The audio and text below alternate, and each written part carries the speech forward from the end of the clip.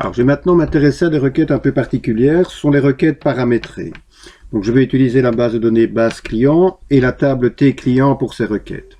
Alors, les requêtes paramétrées, ce qui va se passer, c'est que c'est au moment de l'exécution de la requête que l'on va mentionner le critère. Donc, chaque fois que l'on exécutera la requête, eh bien, on devra mentionner le critère. Donc, je crée ma requête. C'est exactement la même procédure que pour celles qui ont été eues que les requêtes précédentes. Donc, on utilise la table. Alors, je vais prendre nom compagnie, adresse, code postal et ville. Ce sera suffisant. Alors, première requête paramétrée. Je vais faire en sorte, lorsque j'exécuterai ma requête, eh bien, de choisir une ville. Donc, au moment où je l'exécuterai, c'est à ce moment-là que je mentionnerai le critère. Eh bien, ce que je vais simplement mettre dans la ligne des critères en dessous de ville, c'est entre crochets, le message que je souhaite voir apparaître, donc entrer une ville.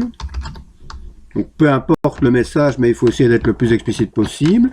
Et ça veut dire que lorsque j'exécuterai la requête, j'aurai une petite boîte de dialogue avec le message que je viens de mettre. Et c'est à ce moment-là que je mettrai, que j'encode une ville, par exemple NAM pour Namur, et il me sortira tous les enregistrements de Namur. Et donc chaque fois que j'exécuterai ma requête, je pourrai mentionner un autre critère. Ici j'ai mis CHA pour Charleroi, et il me sort tous les enregistrements de Charleroi. Et ainsi de suite. C'est une requête paramétrée. Donc c'est au moment de l'exécution de la requête que l'on paramètre ceci, qu'on mentionne le critère. Donc je sauvegarde la première et je vais l'appeler R paramètre ville. OK, je ferme. Donc ma requête est ici. Si je double-clique dessus, j'ai la petite boîte. Imaginons, je veux sortir les personnes de Braine-le-Comte. Je mets BLC, OK. Et il me sort les personnes de Braine-le-Comte. La différence avec les autres requêtes, ce sont des requêtes temporaires. Donc j'exécute une fois ma requête, j'exécute une deuxième fois, je n'aurai forcément pas la même chose si je mentionne chaque fois un autre critère. Alors on va complexifier un petit peu. Je vais créer une requête paramétrée qui me permettra simplement de taper le début du nom. Donc je recherche une compagnie, mais je peux me limiter à taper juste le début du nom. Donc, je crée ma requête. Voilà, je me sers de T client. Je vais insérer nom compagnie, adresse, code postal et ville. Et donc, j'ai paramétré ça sur les noms de compagnie. Et donc, je vais faire en sorte que lorsque j'exécute ma requête, que je ne sois pas obligé de taper tout le nom de la compagnie. Juste le début du nom sera suffisant. Et bien, ce que je dois mettre, c'est comme. Je suis obligé de le mettre comme. Entre crochets, le message qui devra apparaître lors de l'exécution de la requête. Donc, je vais mettre entrer le nom d'une compagnie. Donc, je rappelle que ceci n'est pas obligatoire. Enfin, le texte n'est pas obligatoire en tout cas. Et puis, après, il peut y avoir quelque chose. Donc, le « et » typographique et entre guillemets l'étoile qui remplace 0, 1 ou plusieurs caractères. Voilà, je vais agrandir. Donc, comme, entre crochets, le message texte que je souhaite faire apparaître.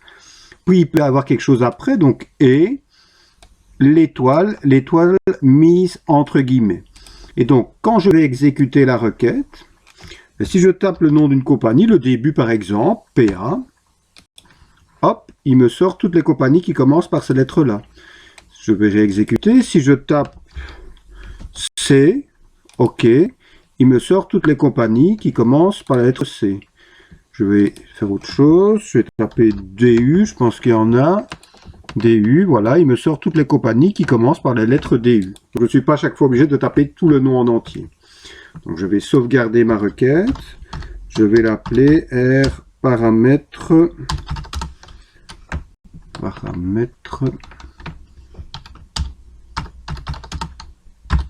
nom de compagnie.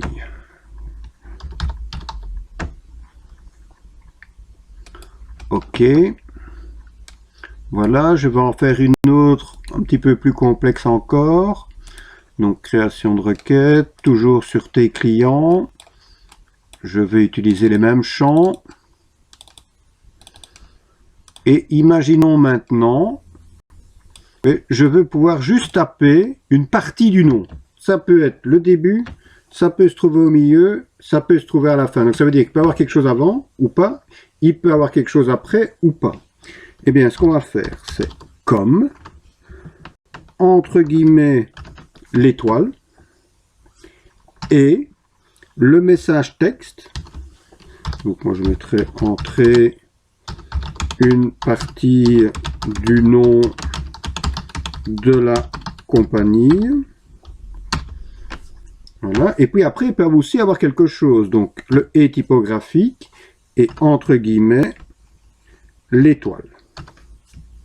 Donc comme, entre guillemets, étoile, et le message à afficher lors de l'exécution de la requête, et, entre guillemets, étoile. Je vais exécuter ma requête.